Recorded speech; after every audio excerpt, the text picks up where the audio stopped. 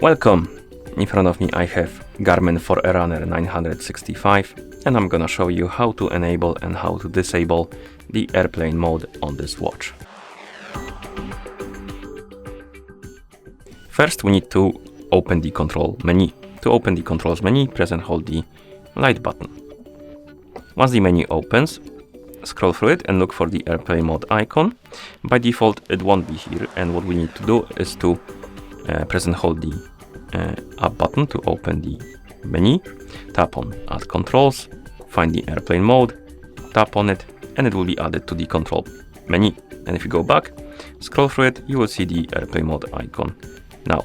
And once you select it, you will see the status. As you can see, now it is turned off, but if you want to turn it on, you can tap on airplane mode icon or press start button and the mode will be enabled. You can tell by the mode changing to on and the icon changing the color basically. And if you go back to watch face, on the watch face you will see the airplane mode icon, which also indicates that the mode is enabled.